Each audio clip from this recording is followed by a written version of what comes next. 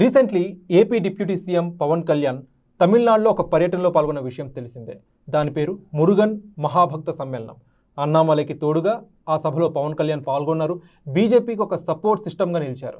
తెలుసు మనందరికీ తమిళనాడులో ఎన్నికలు భవిష్యత్తులో జరగబోతున్నాయి త్వరలోనే. అక్కడంతా కూడా ఉత్కంఠకరమైన పరిస్థితి నెలకొంది. ఊహించినట్టుగానే టీఎంకే పార్టీ నుంచి అక్కడ గవర్నమెంట్ నుంచి పవన్ కళ్యాణ్ పై విమర్శనాస్త్రాలు అయితే స్టార్ట్ అయిపోయాయి. టీఎంకే మంత్రి పవన్ కళ్యాణ్ పై కొన్ని కీలకమైన కామెంట్స్ చేశారు, విమర్శనాస్త్రాలు సంధించారు. ఆయన చేసిన కామెంట్స్లో హైలైట్స్ ఒకసారి మీకు ప్రస్తావిస్తాను. 2026లో జరిగే ఎన్నికల్లో చెన్నై నుంచి పోటీ చేసే దమ్ముందా పవన్ కళ్యాణ్ అని చెప్పి తమిళనాడు మంత్రి శేఖర్ బాబు పవన్ కళ్యాణ్ని సూటిగా ప్రశ్నించారు. చెన్నైలోని ఏ నియోజకవర్గం నుంచి అయినా పోటీ చేయండి, తమిళనాడు ఎన్నికల్లో పవన్ గెలిచి చూపించాలి, గెలిచిన తర్వాత అప్పుడు మాట్లాడండి, గెలిచిన తర్వాత మీరు ఎన్ని మాట్లాడినా మేము వింటాం. అసలు తమిళనాడుతో పవన్ కళ్యాణ్కి ఏం సంబంధం ఉంది? మమ్మల్ని ప్రశ్నించడానికి పవన్ కళ్యాణ్ ఎవరు?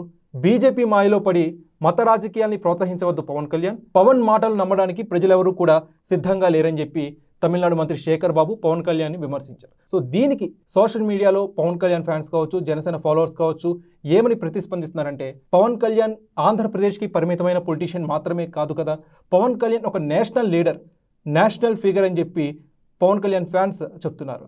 ఏ విధంగా అంటే, పవన్ కళ్యాణ్ తమిళనాడుకు వెళ్ళక ముందు కొన్ని నెలల క్రితం మహారాష్ట్రలో ఎన్నికలు జరిగే టైంలో కూడా అక్కడ క్యాంపెయిన్ చేశారు. 14 చోట్ల పవన్ కళ్యాణ్ క్యాంపెయిన్ చేస్తే 13 చోట్ల బీజేపీ అక్కడ ఘన విజయం సాధించింది. క్యాంపెయిన్ చేసిన ఒకే ఒక్క చోట బీజేపీ ఓడిపోయింది, అది కూడా చాలా నారో మార్జిన్తో. సో పవన్ కళ్యాణ్ ఇంపాక్ట్ మహారాష్ట్రలో చాలా బాగా పనిచేసింది. ఆ యొక్క ఇంపాక్ట్ని, ఆ యొక్క చరిష్మాని వాడుకుందాం, పవన్ కళ్యాణ్ యొక్క నేషనల్ పర్సనాలిటీ ఖచ్చితంగా తమిళనాడు కూడా ఉపయోగపడుతుందనే విధంగా బీజేపీ ఇక్కడ ఆయన చరిష్మాని ఉపయోగించుకుంటుంది. సో అందుకనే పవన్ కళ్యాణ్ తమిళనాడు వచ్చి ప్రచారంలో పాల్గొన్నారు. పవన్ కళ్యాణ్ ఎక్కడ కూడా మత రాజకీయాలు చేయలేదు, కేవలం సెక్యులర్లు, నాస్తికులు వాళ్ళ యొక్క ద్వంద్వ వైఖరినే పవన్ కళ్యాణ్ ఇక్కడ తూర్పారబట్టారని చెప్పి పవన్ కళ్యాణ్ ఫ్యాన్స్ అయితే సోషల్ మీడియాలో చెప్తున్నారు. అంతేకాదు, మీరు గమనించినట్టయితే తమిళనాడులో వేరే పొలిటీషియన్స్ అందరూ ఒక ఎత్తు అయితే, సినీ గ్లామర్ సినిమా ఫీల్డ్ నుంచి వచ్చిన పొలిటీషియన్స్ ఒక ఎత్తు. ఎంజీఆర్ నుంచి, దాని తర్వాత Jayalalithaa, captain Vijayakanth, Sarath Kumar, Kamal Haasan and recently TVK party అధిపతి తలపతి విజయ్. సో వీళ్ళందరి ఇంపాక్ట్ కూడా తమిళనాడులో చాలా ఉంది. తమిళనాడులో పాలిటిక్స్లో సినీ గ్లామర్ చాలా భయంకరంగా పనిచేస్తుంది. అంతేకాదు, పవన్ కళ్యాణ్కి సౌత్ ఇండియాలో బిగ్గెస్ట్ ఫ్యాన్ బేస్ ఉంది. తమిళనాడులో చాలామంది తెలుగు ఓటర్స్ ఉన్నారు.